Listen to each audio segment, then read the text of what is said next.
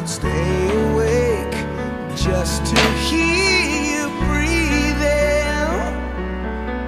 Watch you smile while you are sleeping, while you're far away and dreaming. Look familiar? A lot of people do that due to love, including me. Few years ago, love is blind. And then that brings us the topic, habits of happiness. A good habit can change your life forever, whereas a bad habit will ruin your life. The first thing I'm gonna talk about is desire. What is desire? Desire is defined as something that we want strongly. Like for example, the second example I can give is a cheesecake example.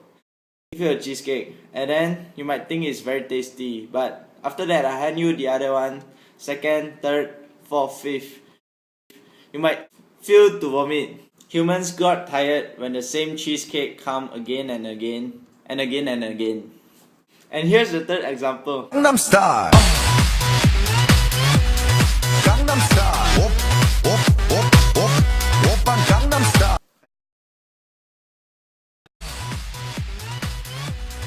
Gangnam Style. Op, op, op, op. Hey Subway, what are you doing? Hey, still Gangnam Style man. Why not? Not sian one man.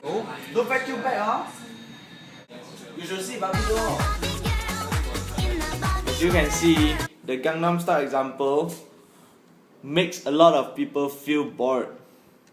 We know about desire. We'll counter that desire later.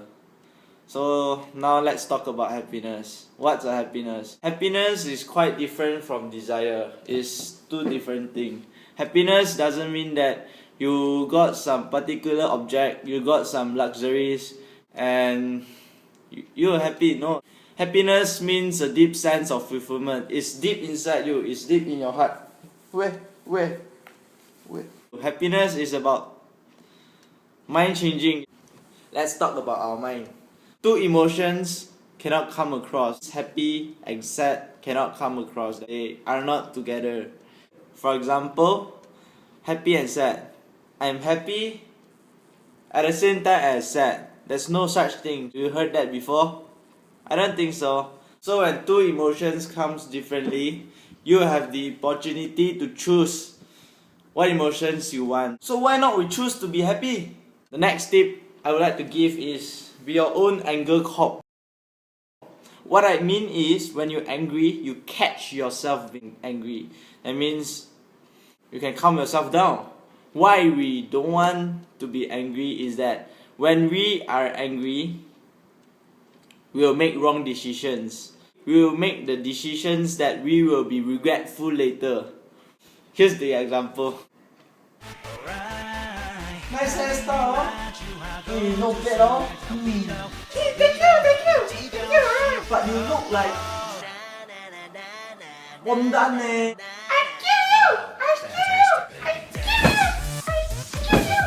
That never gonna happen. The ways to encounter anger, desire, and other bad emotions are meditation. Because meditation relax our body and let go of those anger. Secondly, meditations clarifies your mind and you can adapt to the cruel world outside. And Mass General Hospital Harvard suggests that the man or woman who meditates have a happier life, less stress, and be more happier. Like we divide time to a lot of things. To illustrate, we eat, we sleep, we study. But we need some time to meditate so we'll get lesser stress compared to those who didn't. Last but not least, the tip that I will give you is to be optimist. When we are optimistic, we look things differently. Like, hey bro, I lost my 100 bucks. Take it as donation lor. Okay. That's one example to be optimistic. It's easy to say, but it's hard to practice. We need time. In conclusion, we need 3 steps to be happier. The first one, to get to know our mind, to know how it works, how it functions, and then change it. Second one, is to be more optimistic, as I mentioned just now. And the third one is to meditate. And then meditate calms your anger down. And we are still building perfection. No one's perfect. Even Dalai Lama said this. He said that the one who don't have anger comes from outer space. And lastly, thanks to your precious 6 minutes, and I hope you learned something from it. I'll see you soon.